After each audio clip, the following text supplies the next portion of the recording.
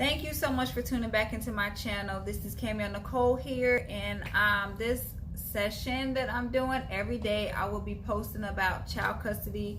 I don't know all the answers. I do not have legal aid, but I have no legal aid experience is what I'm saying. I don't have a legal background, but I do have 10 years experience on custody situations, just from me having to go through it in my own life. And no, my life is not perfect. I pray that we're in as much peace as possible right now. And I don't have this channel to bash or talk about anything negatively as far as my situation is concerned with my children or children's father. What I am doing, because a lot of people have come to me asking me so many questions about the court and what to do when now they have the same situation. I honestly just want to start this channel to just help women and men across the board. It may be easier for me to just help women out because I don't know so much about the men, but I have answered some questions. So hopefully, if you're watching this and tuning in, you can. Please like, comment, share, subscribe my channel. To anybody you know who may be going through a situation like this, stay tuned in. I'll also have some other things, story time, some beauty tips and all of that. This is a life, the reality of Cameo is going to be here on this channel. So, and I am a person of all, jack of all trades type of woman. So today I want to address what to wear in court, how to carry yourself in court. It's going to be a short video because this is short and simple. Basically, when you're in court, you want to come and show your best foot forward. You want to come professional, business casual. You want to have the best attitude that you can. You want to look your best. At this point, if you have made it to the courtroom, because the order is one of the parents have to file in the courtroom or at the courthouse, they have to file for custody visitation, trial, or meeting. And so the judge will see it and then appoint you a mediation date. You will go to mediation. If in mediation you do not get anything resolved, the mediator will then take it back to the judge, and you now have to go to trial so that the judge can make the decision on who will get primary custody, who will get visitation, and who will get legal custody. So legal custody is all the rights to the child as far as medical, education, religion, all of those topics. And physical custody is where the child will live. Visitation is who will see the child throughout the week. More so, whatever parent does not have that physical address for the child will get visitation where you can see your child. Now, the best option is to handle this outside of court. When I was growing up, my parents separated, divorced. They separated 5 or 6 times, and they finally got a divorce, I think on the 6th time.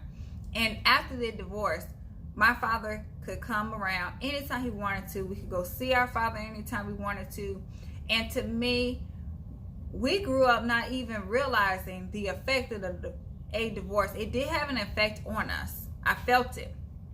However, the fact that there was no fighting, that I had to wait till, a whole month before I got to see my father, none of that was involved. So I don't think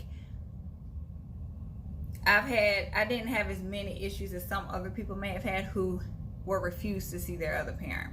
So the whole point is to stay out of court. However, if you get to court, there are certain things you have to do. You have to have a positive attitude. You have to respect the judge. You have to respect the other parent. Most times when you do have to go to court, you have one parent who wants the peace, and you have the other parent who is not cordial at all, and they want to overrule everything. They want to take the child from you. They want to have all the control. Basically, is what it boils down to. They want the child to live with them. They want to make all the decisions. They don't want to cooperate. So that is what is really happening there. So when you're there, you want to make sure that you still have a positive attitude. You're not talking over one another. You're listening to one another. You're listening to the judge. If you have attorneys involved, the attorneys will do most of the talking, but you want to make sure that you're also respecting and listening to them as well. when you are dressing for court, you need to dress as professional as possible, as if you're going in for a job interview. I mean, suit and tie for men, even if you don't want to do a suit and tie, some slacks, a button up, tie, but it's not necessary.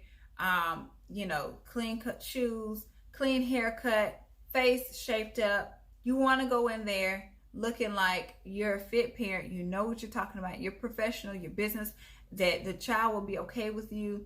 You know, if you go in there, you don't go in there all thuggish, pants sagging, or however you come in there. Even if you wear jeans, you know, make sure that they're up to your waist. You have on a nice collared shirt, whether that's button up or polo. You just want to look presentable. That's a casual way to go into court. I've never really gone into court casual, and neither have my children's fathers. They usually go dressed very professional, so the judge looks at both of us as fit, and we both are. So, you know, I don't mind it.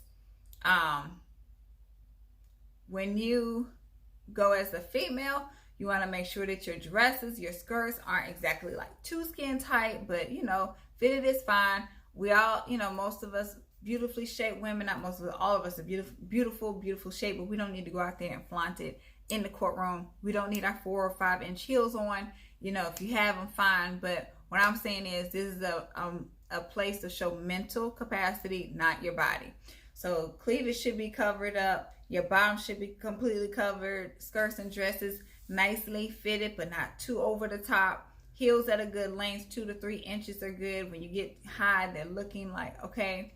I know this because I've been in the courtroom for several years, handling a lot of situations. You know, I'll have a story time very briefly on a different video, but because of all the experience, I've seen women go in and they just don't look dressed at all. You got the officers looking at them, you got judges looking at them. Not to say you will lose custody or anything, but when the whole point of this video is to just show you and tell you that to be dressed nicely, to be dressed professionally, to carry a positive attitude, you kind of push yourself up on the pedestal a little bit, so that the judge has a little bit more trust in you, because you had enough respect to come to court like it's a profession, like it's a business, like, okay, we're here to handle business, and this is what, you know, I'm here to take care of my stuff, and I want the best for my child. Off gate, a lot of times when you come in there and you look like you just came off the street, you look like you're going to the grocery store, hair is not done, all of that. Doesn't really matter how you wear your hair as a female, as long as it is done and it's neat. Everyone knows, like, we're natural now, so even some of the judges have natural hair, or they have like crochets or things of that sort that portray natural hair. So I mean, I would be comfortable going in there. I never have. I've always had my hair back or straight. But I mean, rock what you think is nice and professional for your look. And that's pretty much it. You want to make sure that you have your papers in order. Anything that, you know, is relevant to your case, you want to make sure that you have those papers together, whether that is like medical records, school information, you know, what you would like the schedule to look like. The judge will ask you, what type of schedule are you wanting for your child? In most cases, I've seen the judge ask, and you have a right to say what you would like, but then the judge will make that final decision. So if one parent wants, oh, I want the child to live with me, and these are the reasons why, but the other parent is, I want the child to live with me, and these are the reasons why, the judge will look at both situations and decide which one is the best. A lot of times, if the couple was married and you're splitting, joint custody is sometimes an option, as long as there's no abuse or neglect of any sort.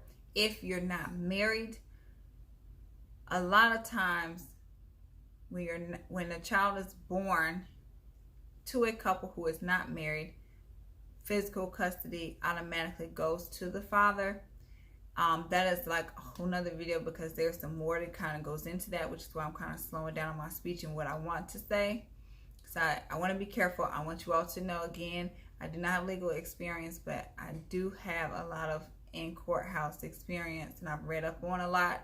So the last article I read was that parents who are not married, the father doesn't really have rights until the courts can establish paternity, because the child could really be anybody's in their eyes. If you're married, it's a higher chance that you're the father of the child. If you're not married, especially if you're not on a birth certificate, the judge is like, okay, we need to establish paternity first, and then we could establish where the child should live. So you want to make sure that that's first and foremost taken care of. If not, when you go to court, they're going to take care of it anyway to establish paternity. If you're one, maybe not on a birth certificate, or two, you two parents are not married, you're boyfriend, girlfriend, and you separated, and now typically court cases come about because mom no longer wants dad to see the child because y'all not together. At the end of the day, it's wrong, and the child should see both parents. You can do that voluntarily, or you can do it involuntarily if he takes you to court, or if he takes mom to court if mom takes dad to court. However it's going to work, because dad may have the child and refuse mom to let her see the child.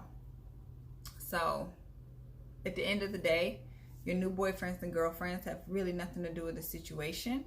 A lot of times you meet new people, you pull them in, and now they have a big say-so in your child's life, and that's really not fair. The biological parents should be able to put their feelings aside, at least for the time that you're going through the custody order. Actually, the whole time. Your child should never see you fight, argue, or talk bad about the other parent.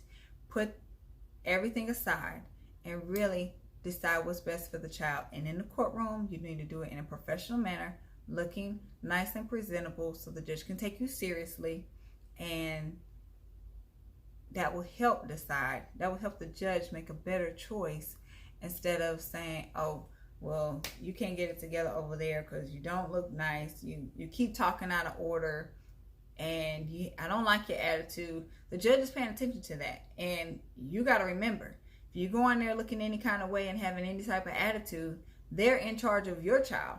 Just like when you go to order some food, you're not going to just have an attitude with them knowing that they could spit in your food in the drive-through window. You got to handle this situation the same way. You go in there with a positive attitude, because the judge now is in control of your baby. Okay? So, that's the spiel for today. Pay attention to what you're wearing. Have a positive attitude in court. And remember that the faster you get through this, the better life will be. Be positive and really hone in on the best decisions for your baby. All right, talk to you soon. Thank you so much. Like, share, subscribe, make a comment. Help me out. Let me know if you want to hear more things, if you want to hear less, if you have questions, let me answer them. I look forward to seeing you in the next video. Have a great day.